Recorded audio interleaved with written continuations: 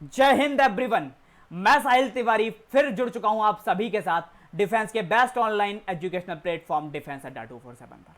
भाई जैसा आपको दिख रहा होगा मेरे पीछे लिखा हुआ है एफकेट की टिप्स और ट्रिक्स। अब इस प्रश्न को देखते ही कहीं ना कहीं मन में एक उत्साह आ गया होगा कि आज कुछ अलग जानने को मिलने वाला है, आज पता चलने वाला है कि एफकेट की टिप्स और ट्रिक्स कहीं ना कहीं जो हमारे काम आने वाली हैं।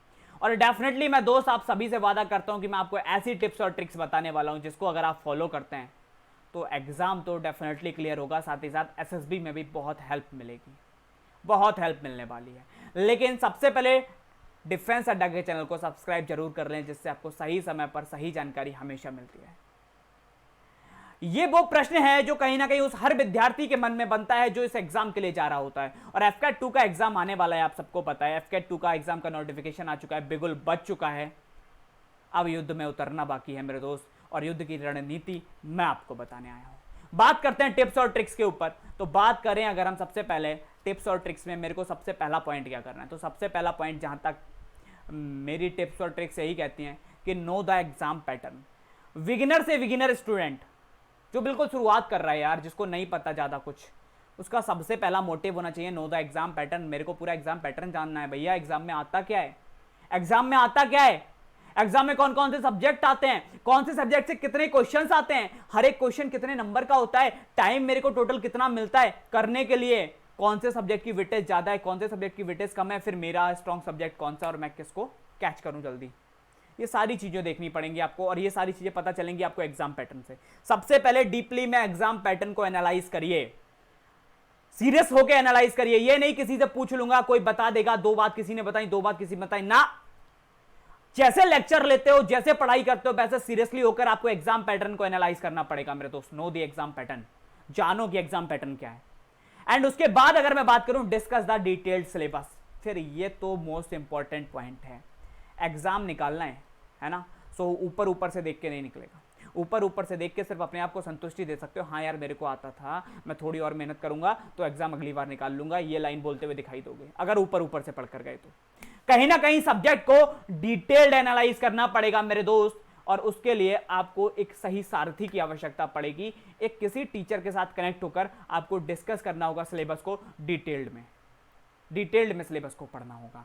और इसके बाद जो पॉइंट बनता है मेरे दोस्त, वो बनता है रीडिंग इंग्लिश न्यूज़पेपर। ये पॉइंट क्यों बता रहा हूं, कॉज इसलिए बता रहा हूं, इंग्लिश एफकेट मतलब दोनों का बहुत गहरा नाता है।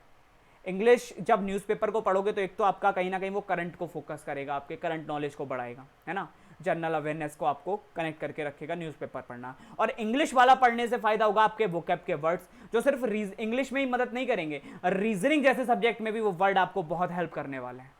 रीजनिंग जैसे सब्जेक्ट में भी वो वर्ड आपको बहुत हेल्प करने वाले हैं। और यही एक ऐसा पॉइंट है जो आपको आखिर में एसएसबी में बहुत मदद करने वाला है मेरे दोस्त, एसएसबी में बहुत मदद करने वाला है। तो रीडिंग न्यूज़पेपर डेली के डेली आप इंग्लिश न्यूज़पेपर को पढ़ना स्टार्ट करें।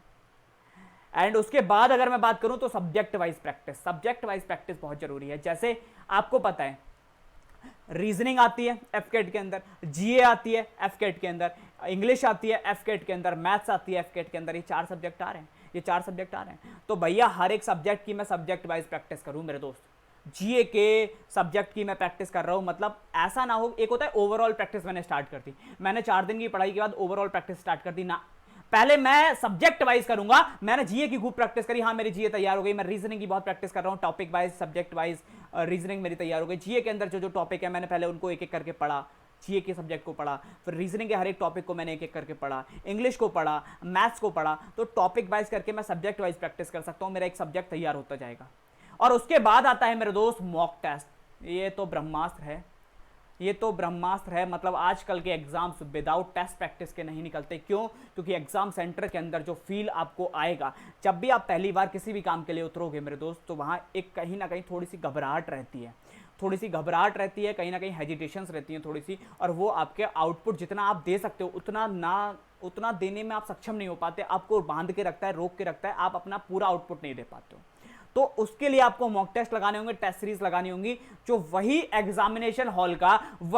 एग्जामिनेशन हॉल का आपको फील कराएंगी। कहीं ना कहीं आपको लगेगा कि यार हाँ मैं एग्जाम सेंटर में बैठा हुआ हूं। जब आपको ये दिखाई देगा वही फील होगा, वो उस एटमॉस्फेयर को आप डेली टेस्ट सीरीज में जब देखोगे तो आप एग्जाम सेंटर में जाके घबराओगे नहीं, क्योंकि आप उस एटमॉस्फेयर से कहीं ना कहीं क्या होगे, फ्रेंडली हो चुके होगे। आपको टाइम पीरियड की आदत पड़ जाएगी। एक होता है मैं सब्जेक्ट को ऐसे ही कर रहा हूँ, एक होता है जब मैं टेस्ट सीरीज लगा रहा हूँ तो मेरा टाइम भी चल रहा है, तो मैं उस विद इन टाइम कर रहा हूँ। तो उन सारी चीज़ों की आदत अगर आपको डालनी है तो आपको मॉक टेस्ट सीरीज लगानी होगी। मेरे दोस्त, यही मेरी आज की टॉप टिप्स और ट्रिक्स हैं। अगर पसंद आए तो सेशन को लाइक जरूर करिएगा और सेशन को शेयर करके और लोगों को भी इन्फॉर्म करिएगा कि टॉप टिप्स और ट्रिक्स साहिल सर ने बता दिए हैं डिफेंस अड्डा के माध्यम से। तो भाई सारे के सारे लोग जल्दी से, और चैनल को सब्सक्राइब करना कोई मत भूलना। मैं आगे भी आपके लिए टिप्स और ट्रिक्स पर काफ़ी सेशंस लाता रहूँगा, स्ट्रेटजी को लेकर भी चीज़ों को लेकर आने वाला हूँ। तो डिफेंस अड्डा के चैनल को सब्सक्राइब जरूर करिएगा। Thank you so much everyone. जय हिंद, वंदे मातरम।